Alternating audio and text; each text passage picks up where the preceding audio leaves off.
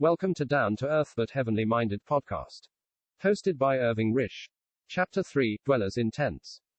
Having glanced at ancient Egypt in its greatness, we will transfer our thoughts to the land of Canaan, or rather, to the men dwelling there in tents, whom God had called out of the surrounding idolatry to serve him.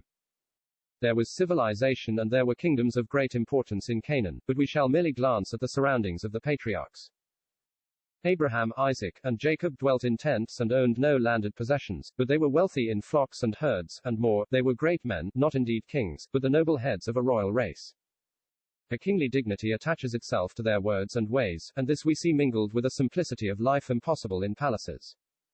The ruins of the temples and the records of the long-since dead palace life of old Egypt remain to this day, but in a manner as remarkable.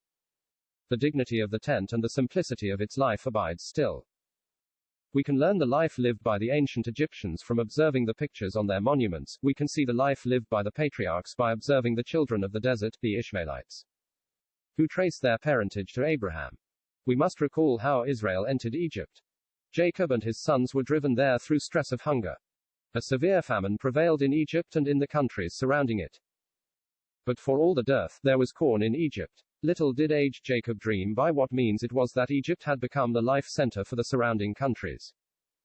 Little did he think that the son whom he mourned as dead was by the hand of God raised to chief power in Egypt, and that by his wisdom Joseph, named Zaphnath-Paaneah, signifying the food of life, or of the living, was the sustainer of life, not only of Egypt, but of the world around it. See Speaker's Commentary, Volume I, page 480, 11 Essay on Egyptian Words in the Pentateuch, by Canon Cook.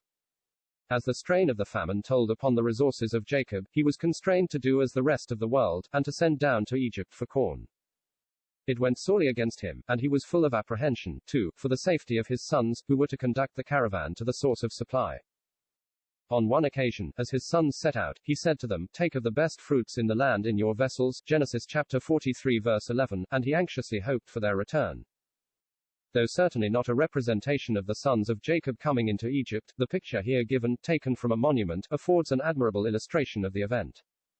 Here are dwellers in the land of Canaan with their asses, and the burdens and coats of many colors, as recorded in the scripture story.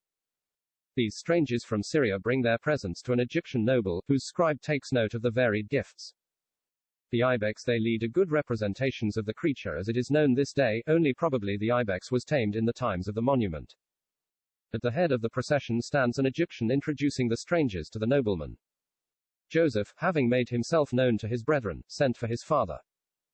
And Jacob came into Egypt in the wagons forwarded to bring him to the land which was to see such strange things in relation to the departure of his offspring some 200 years afterward. Israel settled in the fruitful land of Goshen, and there grew rapidly into a great nation. We have to remember that in those days men had several wives, so that the standard of our ideas of the time necessary to elapse for the growth of a family into a nation must not be accepted. We must judge from the standard of the people described. Even now, in somewhat similar surroundings, a sheikh will be father of 200 children. See note. But beyond this, we are expressly told how they multiplied and grew, the hand of God being with them. Note, Hassan Kashef of Dare, an old chief, had in his day been the husband of 64 wives, and the father of something like 200 children. 1,000 miles up the Nile, Amelia B. Edwards. Page 391. End of note.